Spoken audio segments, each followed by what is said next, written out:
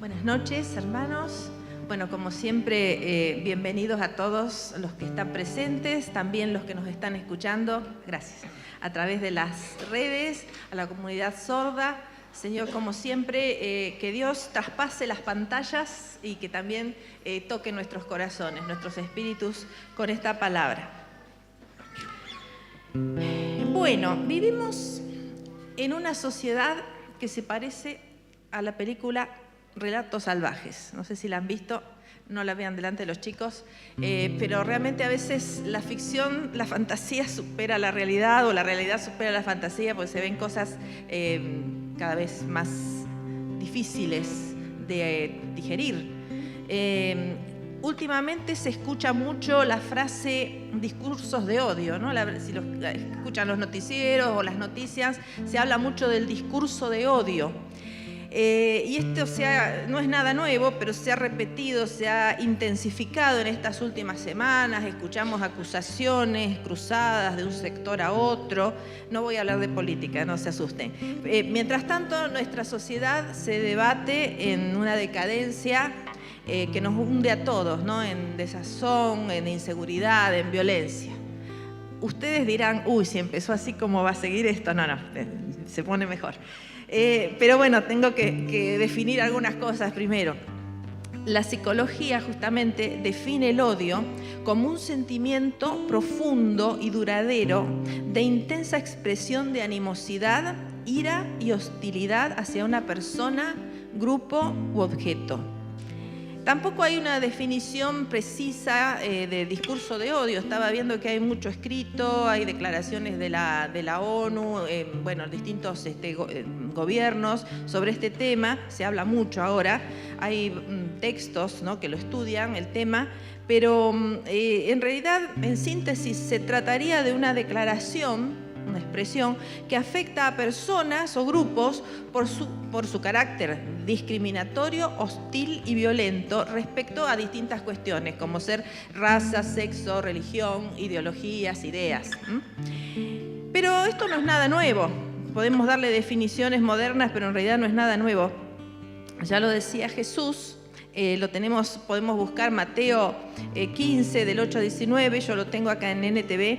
Dice que Jesús dijo esto, que las palabras que ustedes dicen provienen del corazón. Eso es lo que los contamina, pues del corazón salen los malos pensamientos, el asesinato, el adulterio, toda inmoralidad sexual, el robo, la mentira y la calumnia. O sea, que de nuestro interior, de nuestros pensamientos, de los pensamientos de las personas, provienen esas palabras de odio que en muchos casos se materializan después en acciones de odio o de daño hacia los demás.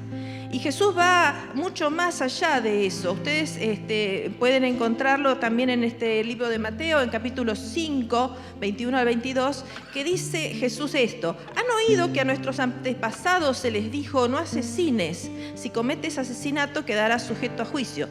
Pero yo digo, son los famosos estos, pero yo les digo, ¿no?, donde Jesús va mucho más allá de lo que la ley decía. Aún si te enojas con alguien, yo estoy frita con esto, si te enojas con alguien quedarás sujeto a juicio. Los que somos medios así vehementes sonamos. Pero no, esto es mucho más profundo, uno lo toma así, pero miren, dice, si llamas a alguien idiota, corres peligro de que te lleven ante el tribunal. Y si maldices esta versión, en la otra decía fatuo, ¿no? Pero en esta, si le decís a alguien idiota, corres... ¿Y por qué? Vamos a ver, ¿no?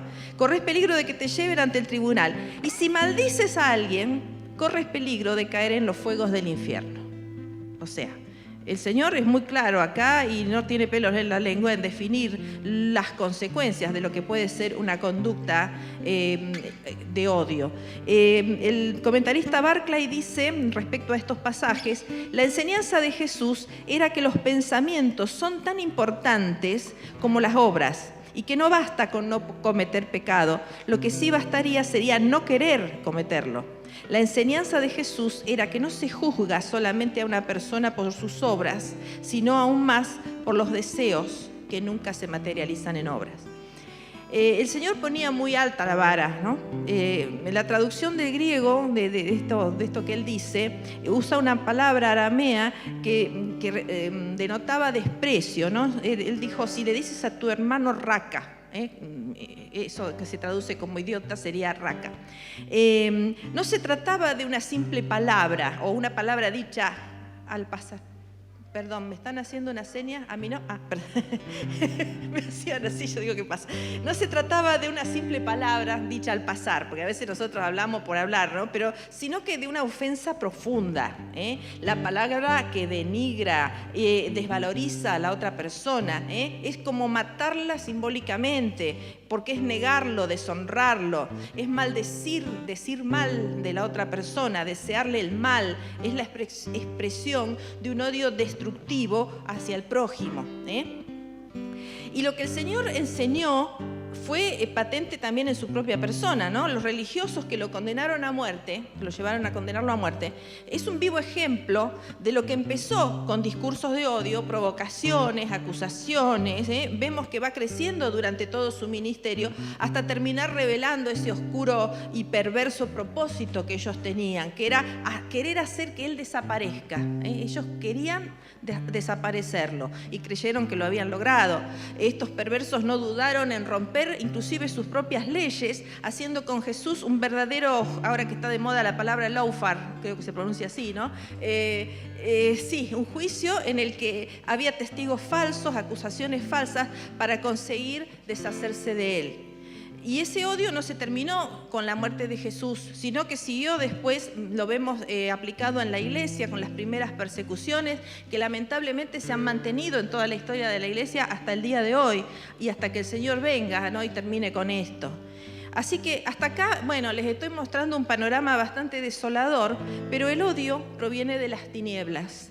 Y sabemos que el Señor venció en la cruz a las tinieblas, y en su reino no hay lugar para el odio. No existe tal cosa en el reino de Dios. Ahora la pregunta es entonces cómo salir del odio e ir al amor, que en realidad es el tema que voy a tratar. Tenemos varias historias en la Biblia, pero había un odiador serial que maltrató y persiguió a los primeros creyentes, que fue Saulo de Tarso. Aparece en el libro de los Hechos mientras asesinaban, apedreando a Esteban, que era este primer mártir, condenado solo por haberse atrevido a predicar que Jesús era el Mesías. Y dice la Biblia que él, mientras lo apedreaban, estaba ahí estando de acuerdo con este asesinato. Lo vamos a ver en el capítulo 8 de Hechos. Dice, Saulo estaba allí dando su aprobación a la muerte de Esteban, y a partir de allí se desata una gran persecución sobre la iglesia de Jerusalén, y de la cual Saulo participó.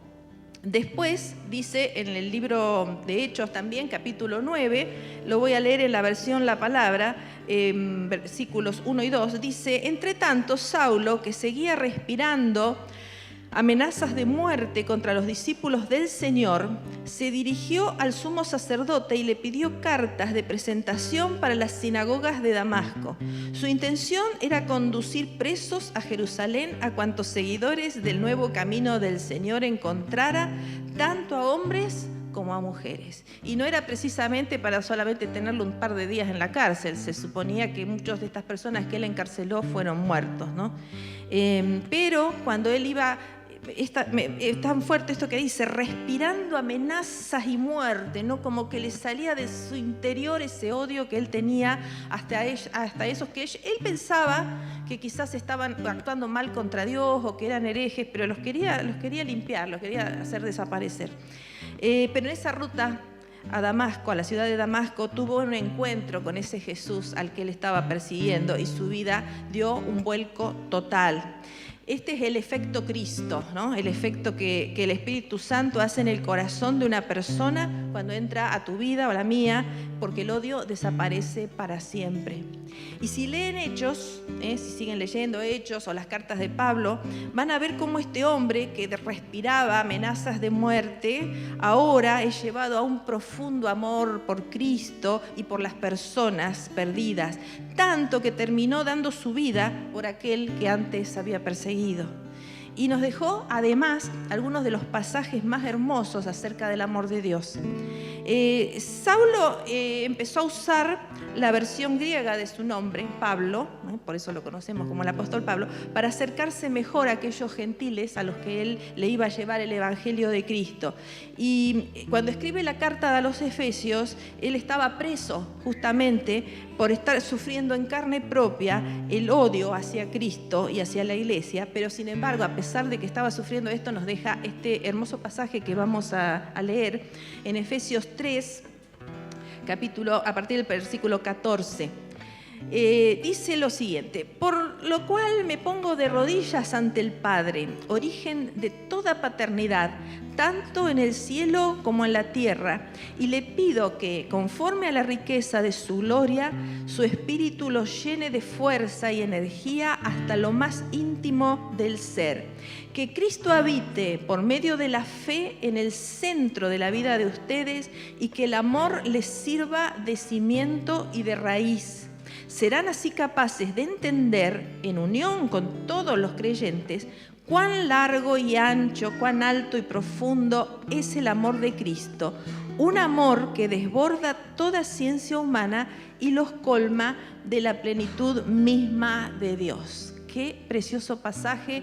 Miren, esta semana cuando estaba preparando esto, todo el tiempo resonaba en mi mente estas 4 palabras, ¿no? Las dimensiones, el ancho, el largo, todas las medidas de este amor que es inconmensurable, que no se puede medir.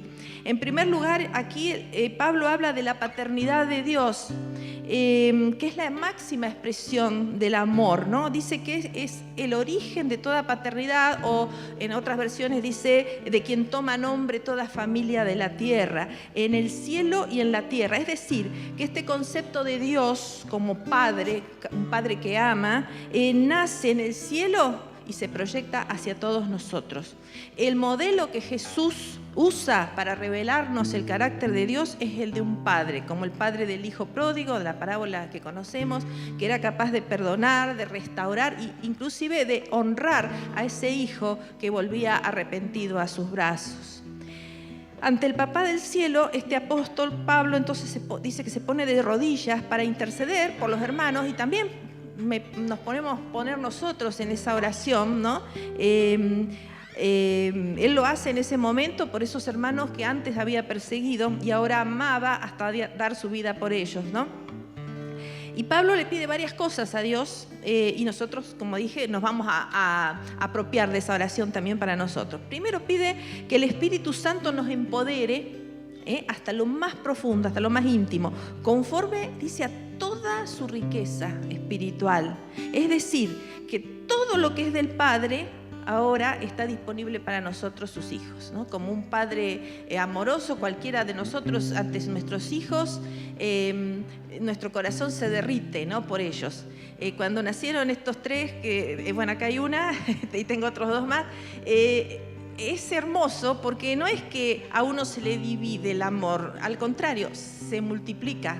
Y después vinieron otros agregados, porque acá vino uno, después vino otro más, 2 yernos, una nuera, y no se dividió por 6, se multiplicó por 6. Ahora eran 6. Y después vinieron todos los otros, así que ahora tengo un montón de gente ahí. El Señor nos hizo, a través del pastor que nos casó, una promesa, nos dio el Salmo 127 y 128, y realmente se ha cumplido. Hay una parte que dice: tus hijos serán como plantas de olivo alrededor de tu mesa. Y hasta tengo una oliva, 2 olivas ahora, así que hasta en eso, hasta el apellido se cumplió. Pero realmente yo los miraba el otro día que nos juntamos y decía: wow, cómo se cumplen las promesas del Señor. Y el amor no se divide, se multiplica. El otro día habíamos hablado, el pastor había hablado de que el reino de los cielos es expansión. Bueno, se expande también en esto que es tan hermoso, ¿no? Y también dice Pablo que Cristo habite por la fe en el centro de nuestra vida. Y usa esta palabra que se traduce como habitar, que es instalar, establecerse en un lugar. Es decir, es cuando Jesús hace residencia permanente en nosotros por medio del Espíritu Santo. El Señor no es un ocupa, no es como el diablo que irrumpe, que abusa, que posee violentamente a la gente. Su Espíritu Santo viene a residir y viene a anidar en un corazón solamente cuando ese corazón está dispuesto a hacer su casa. Y para eso Pablo usa dos figuras, cimiento y raíz. Hace un tiempo Emil se nos predicó sobre eso, ¿no? Es lo que fundamenta, donde se agarra, se arraiga profundamente el amor, y solamente puede ser a través de la fe. También nos habla de estas dimensiones del amor de Dios, ¿no? Nos lleva a tratar de entender hasta dónde llega el amor de Dios, aunque aclara que humanamente no es posible comprenderlo porque es tan grande, es tan tremendo, porque el amor de Dios es uno de sus atributos más sublimes. Primera Juan 4:8 dice que Dios es amor, y este es su carácter esencial. Y Pablo aquí nos dice que si Cristo habita en nosotros, vamos a poder empezar a comprender el alcance, la extensión inmensa de su amor. Y nos da estas palabras, nos dice que el amor del Padre se manifestó por medio de Cristo, y ese amor tiene tal longitud que fue capaz de llegar a la muerte y a la cruz por nosotros. Tiene tal anchura que puede abarcar con su abrazo a toda persona. No importa en la condición en que estés, no importa lo que te haya pasado, no importa de dónde venís, no importa si caíste muy bajo, no importa la vida que hayas tenido. El Señor te ama y su amor es tremendamente, no hay manera de poder medir hasta dónde alcanza su anchura, su altura, que nos lleva hasta los cielos, hasta la misma presencia del Padre, y con tal profundidad que es capaz de irrumpir hasta en lo más íntimo de nuestro ser y transformarnos totalmente, cambiarnos totalmente la vida. Ahora, no es posible entenderlo en semejante magnitud, no es con el conocimiento humano, porque nuestro amor humano es tan limitado, aunque amemos, pero siempre nos queda ese cachito de egoísmo, ¿no? Somos egoístas, pero esto es superior, tiene un sello de excelencia, es el amor que viene del cielo para impactar la tierra, y es el idioma y el discurso del reino de Dios. Pablo hablaba permanentemente, como dije recién, en sus cartas acerca del amor de Dios, y uno de los pasajes más conocidos está en 1 Corintios 13. Es un canto al amor, inclusive literariamente es perfecto, es precioso, pero muy profundo espiritualmente en su contenido. En esta carta de 1 Corintios a la iglesia de los Corintios, Pablo estaba hablando de la iglesia como cuerpo. En el capítulo anterior venía hablando de los dones, de que el Espíritu había repartido a cada uno, y dice al final que, bueno, tratemos de procurar los dones mejores, pero termina diciendo, mas yo les muestro un camino más excelente. Y ahí entonces comienza a decir, 1 Corintios 13, vamos a leer una primera parte que dice, ¿de qué me sirve hablar lenguas humanas o angélicas? Si me falta el amor, no soy más que una campana que repica o unos platillos que hacen ruido. ¿De qué me sirve comunicar mensajes de parte de Dios, penetrar todos los secretos y poseer la más profunda ciencia? ¿De qué me vale tener toda la fe que se precisa para mover montañas? Si me falta el amor, no soy nada. ¿De qué me sirve desprenderme de todos mis bienes e incluso entregar mi cuerpo a las llamas? Si me falta el amor, de nada me aprovecha. ¿De qué me sirve? O sea, esto es lo que dice Pablo. ¿De qué me sirve? Parece que Pablo como que estuviera desvirtuando todos los dones de los que venía hablando, ¿no? Muchos dones que, fíjense lo que dice, los que menciona acá, son dones que nosotros estimamos, inclusive estamos orando para que fluir en ellos, ¿no? Tener dones de lenguas, de profetizar, de predicar, dones de ciencia, de fe, y aún el dar todo lo que tenemos. ¿Quién puede dar todo? Cuando decimos todo, tener tu auto, tu casa, tus muebles, todo, se los das todo a los pobres, ¿no? ¿Quién puede entregar la vida? Y sin embargo dice que si lo haces sin amor no sirve de nada. Es durísimo esto que está diciendo, ¿no? Mucha gente tiene dones extraordinarios, pero han sido dañinos han ofendido y no han tenido honra hacia los hermanos, no han tenido en cuenta a los demás, tanto que aún hicieron cosas que hicieron, pero no tienen valor delante de Dios y encima han hecho mucho daño a las personas. Este concepto tiene relación con algo que ya había expresado Jesús, que lo podemos encontrar en el Evangelio de Mateo, capítulo 7, desde el versículo 21, que dice, Jesús dijo, no todos los que dicen Señor, Señor entrarán en el reino de los cielos, sino los que hacen la voluntad de mi Padre que está en los cielos. Muchos me dirán en el día del juicio, Señor, Señor, mira que en tu nombre hemos anunciado el mensaje de Dios, y en tu nombre hemos expulsado demonios, y en tu nombre hemos hecho muchos milagros. ¿Ustedes están escuchando lo que dice acá? Predicó, expulsó demonios, hizo muchos milagros. Ojalá pudiera uno, aunque sea una de estas cosas, hacerlas, ¿no? Y yo les contestaré, dice Jesús, ustedes me son totalmente desconocidos. Apártense de mí, pues se la han pasado la vida haciendo el mal. ¡Wow!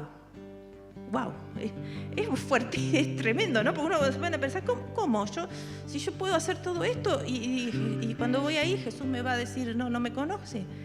Esta palabra es un fuerte llamado de atención para nosotros, ¿no? Solamente van a entrar al reino los que hacen la voluntad del Padre, dice. ¿Y cuál es la voluntad? Por uno dice, ¿cómo? ¿La voluntad no es que hagamos todas estas cosas? ¿Qué es hacer la voluntad de Dios? Obviamente hacer lo que Él quiere. ¿Y qué es lo que Él quiere? ¿Qué es lo que Él demanda? Jesús lo dejó muy claro. Dijo que toda la ley se resume en dos cosas. Amar a Dios sobre todas las cosas y a tu prójimo como a ti mismo. Amor. Listo. ¿No tenés eso? No estás cumpliendo la voluntad de Dios. Ahora, uno dice, pero ¿es posible que uno dé toda su vida, inclusive un sacrificio de vida, si no tiene amor? Y saben que, yo me hacía esta pregunta, pero sí, saben que sí, que hay gente que da la vida por una ideología, lo vemos en la historia, por ideales políticos, pueden ser heroicos inclusive, pero entre nosotros, si somos hijos de Dios, no es suficiente con ser héroes. Dios pone muy alta la vara. Si no hay en nosotros esa clase de amor que solo puede aprenderse en intimidad y cercanía del Señor, de nada valen las acciones que hagamos, por más espectaculares que sean a los ojos humanos, si falta el ingrediente principal, que es el amor. Ahora, ¿cómo es el amor de Dios? En griego se lo designa con la palabra ágape, que muchas veces la hemos explicado, que significa una forma superior, más elevada de amor, ¿no? Desinteresado, sacrificial, incondicional. Es la palabra que se usa en el Nuevo Testamento cuando se quiere definir el amor de Dios, el amor de Jesús hacia nosotros y también el amor de nosotros hacia Él. Siguiendo con este pasaje que estábamos leyendo de 1 Corintios 13, ahora a partir del versículo 4, nos hace esta descripción de lo que es el amor. El amor es comprensivo y servicial. En la otra versión dice paciente, ¿no? El amor nada sabe de envidias, de jactancias, ni de orgullos. No es grosero, no es egoísta, no pierde los estribos, no es rencoroso. Lejos de alegrarse de la injusticia, encuentra su gozo en la verdad. Disculpa sin límites, confía sin límites, espera sin límites, soporta sin límites. El amor nunca muere. Y sigue después el capítulo que, si quieren, después pueden leer lo que es hermoso, ¿no? Este es el amor que Dios tiene, que fue extraordinariamente demostrado en la vida de Jesús y su muerte, su sacrificio por nosotros.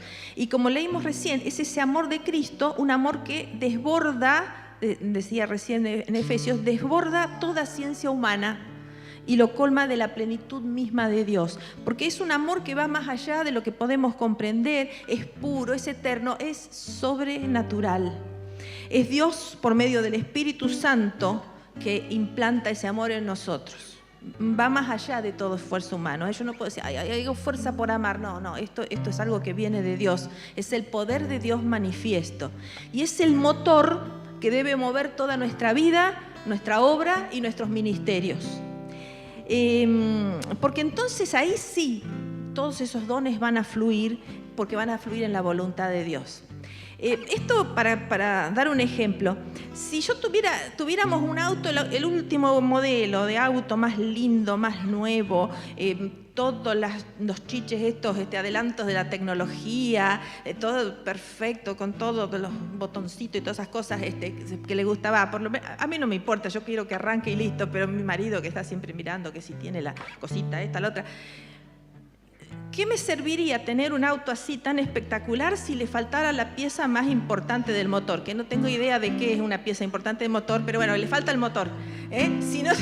Si no tuviera el motor, ¿de qué me sirve? Un auto precioso para tenerlo estacionado bien en la puerta, pero no, nada más, no me sirve para nada. Bueno, así somos nosotros, podemos estar llenos de dones, de todas las preciosuras, tener todo, y me falta el motor, no sirve para nada. Eso es lo que está diciendo Pablo en este pasaje. ¡Wow! Y nos lo está diciendo el Señor, así que ponete las pilas, ponete a amar y después todos tus dones van a fluir, pero va otro que auto va a ser eso, de carreras vamos a andar, Fórmula 1.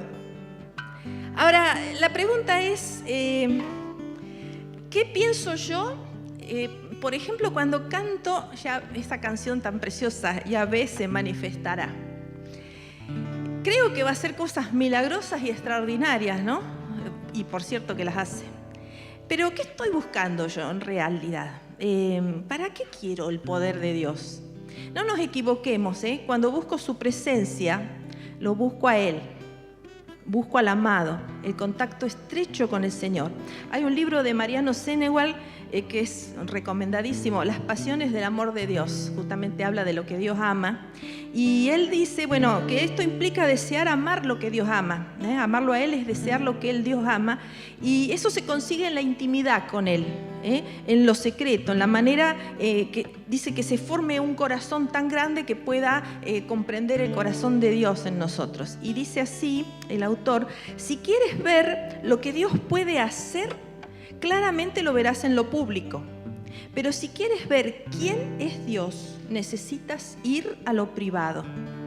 Ambas cosas son importantes, pero hoy la iglesia disfruta más sus manos, lo que puede hacer, que su rostro, el mismo. Tenerlo en cuenta, ¿no? Esperamos que el Señor haga grandes cosas y está bien, y lo queremos, pero esto nos lleva a un nivel mucho más profundo. Se trata de Él, de adorarlo, de disfrutarlo, de encontrarlo, más que esperar lo que Él hace, porque estando con Él todas las otras cosas van a ser añadidas, todas las otras cosas vienen por añadidura.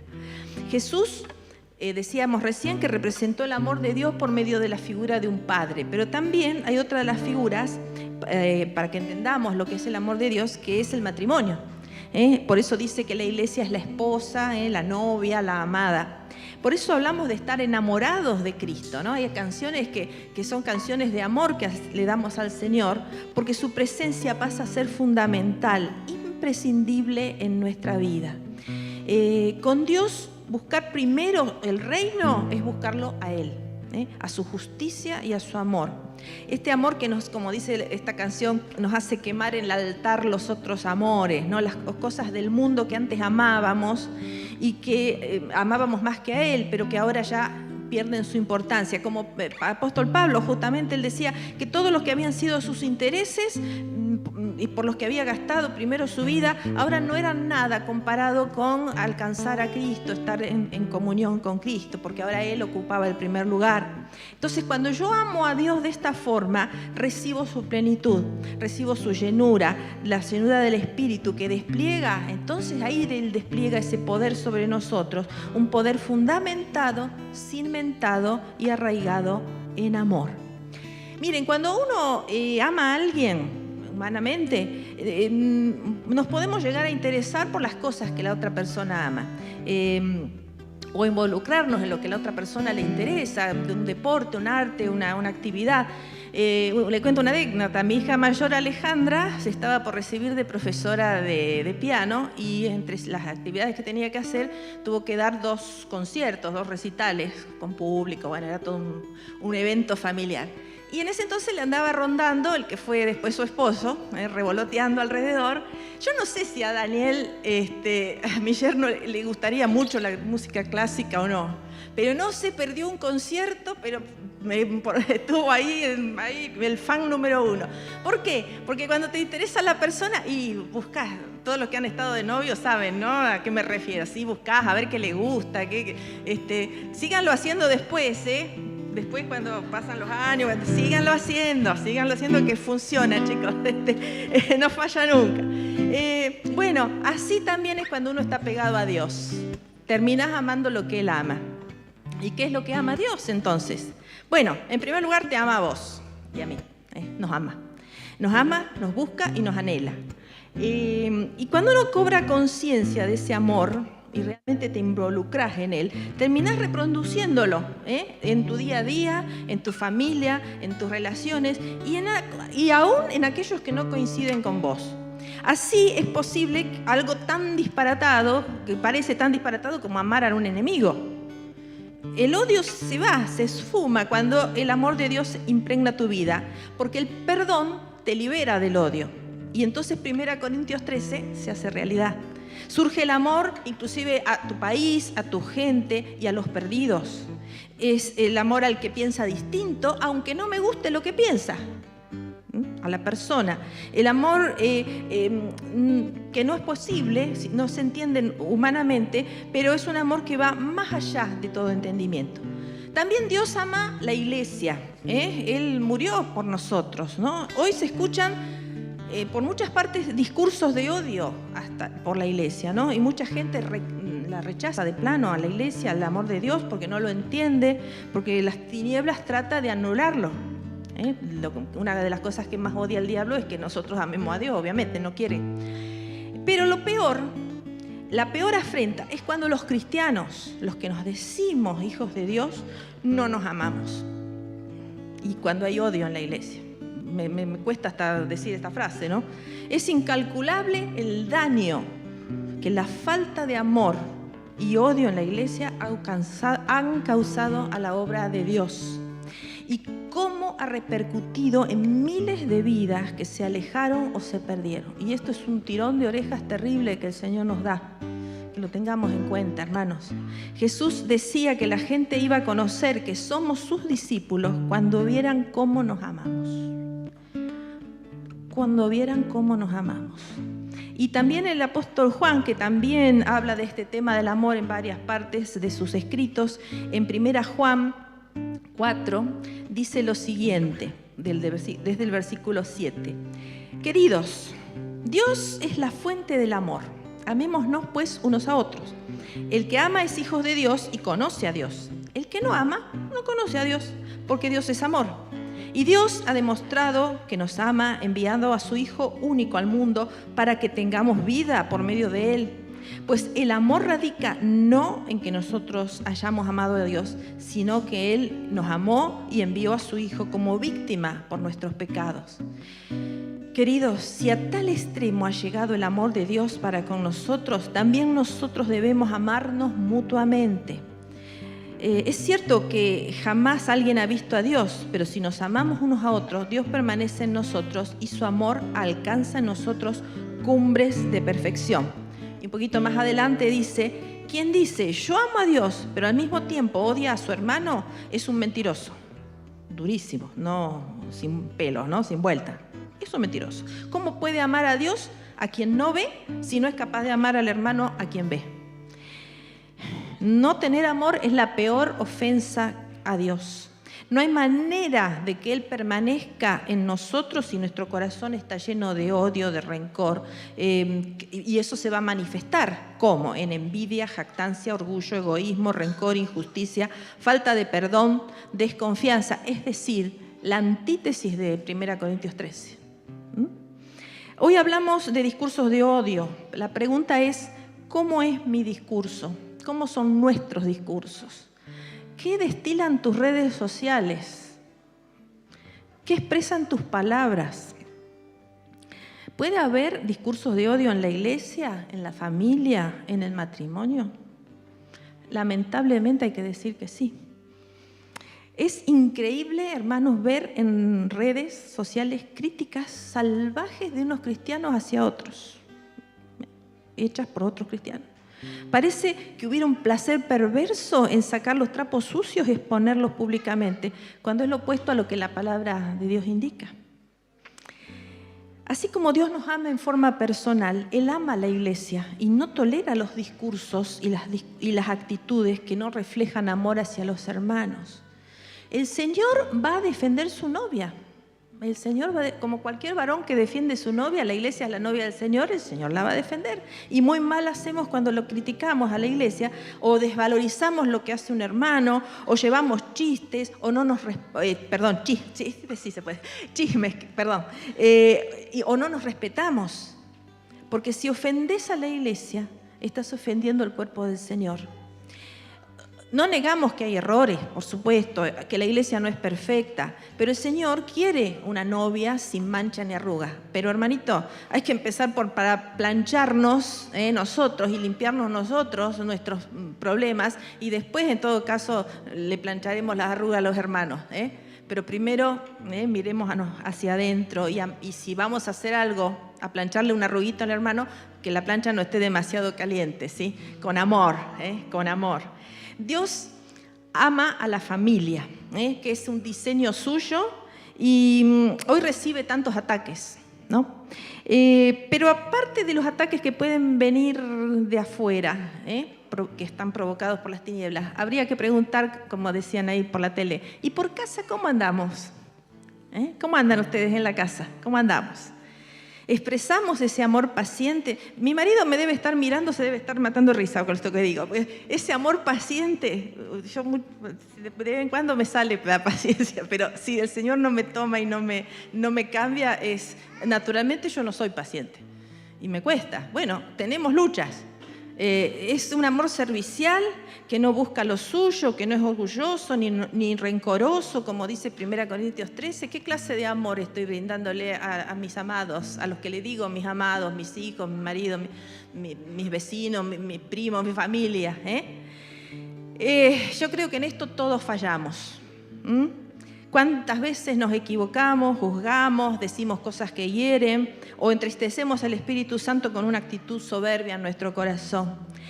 Pero, no se asusten, si realmente amamos al Señor y lo buscamos de todo corazón, Él no nos echa afuera. Él sabe cómo somos, Él no nos rechaza, no rechaza un corazón que se arrepiente y se humilla, que reconoce que estuvo mal y busca su perdón y busca volver a Él. Si nosotros hemos caído, yo no sé si hablar de odios, pero por ahí son desamores, ¿no? O hemos descuidado este cultivo del amor. Bueno, puede ser por nuestro carácter, las presiones de la vida, cosas que a veces no sanamos espiritualmente. Tenemos la oportunidad de cambiar, y permitir que el Espíritu Santo nos agrande el corazón para que podamos amar como Dios ama. Él es el Dios que perdona, que nos atrae con cuerdas de amor, que nos ama con amor eterno y quiere imprimir en nosotros ese amor a fuego, para que lo conozcamos a Él y para que podamos proyectarlo hacia los demás. Y no te creas que es un imposible, porque uno dice, ¿yo podré alguna vez tener esa clase de amor? ¿Podría yo dar mi vida? ¿Podría yo hacer todas estas cosas que dice la palabra? A veces pensamos, sí, me voy a hacer, no sé, una cosa muy heroica, pero a lo mejor puede ser algo muy sencillo de la vida cotidiana, en la cual el Señor esté poniendo en vos esa semilla de amor que va a crecer en tu corazón. Ya vimos que las dimensiones del amor de Dios son infinitas, y si eso va a estar en nosotros, se va a ir expandiendo también. Seguramente no va a ser perfecto, porque estamos todos en proceso y el Espíritu Santo tiene que trabajar con cada uno. Pero dice en Romanos 5:5 que el amor de Dios ha sido derramado en nuestros corazones por el Espíritu Santo que nos fue dado. Así que si tenemos el Espíritu Santo, esto va a funcionar. Creámoslo porque está en nosotros. Y podemos sorprender de cuánto nos va a cambiar, porque el reino es expansión, el reino multiplica. Lo vimos en Pablo, asesino, odiador serial, terminó quemando su vida, derramándola en el amor por Cristo y los perdidos. Pablo decía que el amor es un camino más excelente porque nos lleva a más, porque al estar en la presencia de papá y sentir su abrazo, nuestro corazón arde, se derrite, provoca en nosotros una resonancia que se gesta en el corazón de Dios y se va desarrollando cada vez más en nosotros. La pregunta entonces es, ¿cómo está tu vida? ¿Cómo está tu vida? Si pudiéramos poner un termómetro para medir cuánto amor hay en vos o en mí, ¿cómo serían los resultados? Y saben que sí hay un termómetro. Si amás a Dios, se va a ver reflejado en el amor que tenés hacia los demás. Ese es el termómetro. Se va a notar en tu lenguaje, se va a notar en tu discurso y en tus acciones. El odio es inadmisible en el reino de Dios. No hay manera. El amor es sanador de tu relación con los demás. Vas a poder perdonar a ese que te ofendió, aunque te parezca imposible. Vas a poder pasar por alto eso que te dijeron y que te ofendió y que te dolió. Vas a ver que la conducta miserable del que te trata mal, en realidad es producto de un espíritu que está perdido y que Dios ama y quiere rescatar. Vas a ser capaz de devolver bien por mal, aunque creas que no podés. Vas a poder restaurar las relaciones rotas, recomponer lo que el pecado rompió. Vas a poder romper tu orgullo también y pedir perdón al que vos ofendiste, porque te va a doler haber hecho o dicho algo inapropiado. El amor se expande, pero va más lejos, no se va a quedar solo en tu sanidad interior, va a ir mucho más allá, porque te va a llevar a amar y a buscar a los que están perdidos. Y no va a ser por obligación, porque tu corazón va a arder tanto, vas a ser primero vos liberado y esa libertad va a arder tanto en vos que vas a querer compartirla con los demás. Y no se queda allí, es expansión, es multiplicación, es hacer la milla extra, dar la otra mejilla y amar incluso al que te odia. Que es fuerte pensar esto, ¿no? Yo espero que no me odie nadie, pero si tenés una persona que... Pero a veces no es necesario que te odie, pero a veces te tratan mal, no te consideran y demás, y a uno le duele, ¿no? Y sin embargo, poder salir de uno mismo y amarlo y ver a esa persona como Dios la ve, ver ese corazón que a lo mejor actúa de esa manera porque no tiene al Señor. Es como que nos da vuelta la cabeza, ¿no? Nos da vuelta el Señor y nos cambia todas las formas, las actitudes. Así que el amor de Dios implantado en tu espíritu es el camino más excelente. ¿Creemos esto, hermanos? ¿Lo crees? Amén, ¿no? Bueno, yo les voy a pedir ahora vamos a hacer dos cosas. Primero, en lo personal, cada uno de ustedes, si quiere ponerse de pie, si quiere arrodillarse, si quiere quedarse sentado, como usted quiera, como vos quieras, decile al Señor que lo amás. Si no lo amabas, decile que te muestre su amor, que te enseñe a amarlo. Si sentís que lo amaste poco o no lo hiciste como Él merece, orá y le voy a pedir a los músicos que nos ayuden. Orá para el Señor, después yo voy a orar. Vamos a tomarnos unos minutos para orar y exclamar y clamar el amor de Dios en nuestras vidas, a decirle al Señor que lo amamos. Oramos, hermanos. Como quieran, si quieren pararse, pueden hacerlo, arrodillarse, como quieran.